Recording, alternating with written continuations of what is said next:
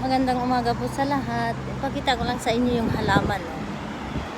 Dati, kadamuhan ito. Pag may yung mga taong may mga alagang aso, pusa, dito pinapadumi. Tinanggal nila, pinatay yung damo at tinaniman ng halaman. Ngayon, wala nang pusa at asong dumudumi dito. Ganda ng halaman nila.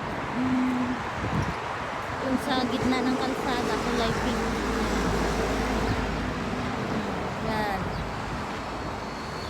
Sa gitna ng kalsada, kulay pink yung bulaklak.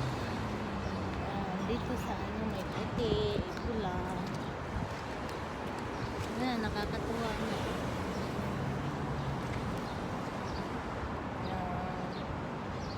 Doon sa ano, sa gitna ng highway, pink yung kulay ng bulaklak.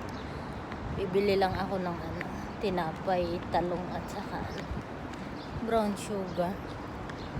Turtang talong lang idagdag ko sa mga natirang pagkain ng araw na ito.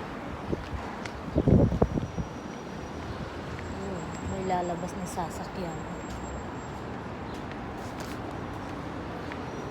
Yung tindahan ng Suzuki, tindahan ng mga sasakyan.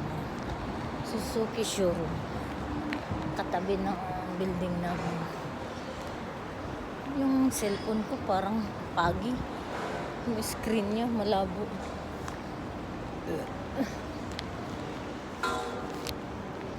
Medyo malamig na yun ah. Hindi ganun kainit yung araw. Malamig yung hangin. Yan yung building namin, yung ano, kulay blue yung salamin. Yan kami nakatira. Na-green yung amo ko dyan.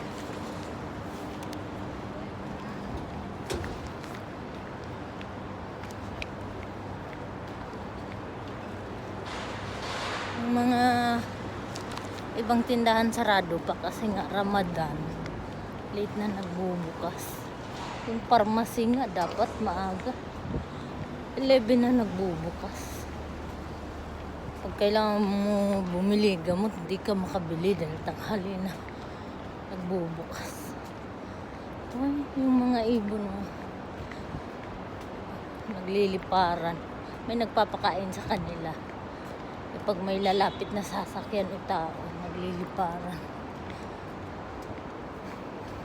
Yun lang guys. Happy Wednesday today. Kukunti lang bibilhin ko ngayon kasi meron pa kaming mga sabon sa bahay. Ano lang, yung kailangan ko lang kukunti na lang yung asukal eh. Pang ano sa kape.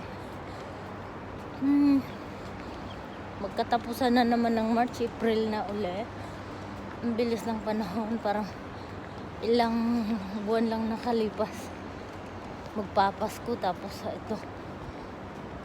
Mga lahati na naman ng taon. Ilang ano na lang. Yung aking visa, yung daman ko ma-expire sa July.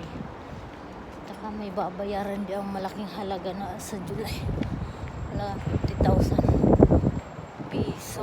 Kailangan makaipon ng ganong kalaki halaga. Yung mga ibon, may truck na paparating, magliliparan yan.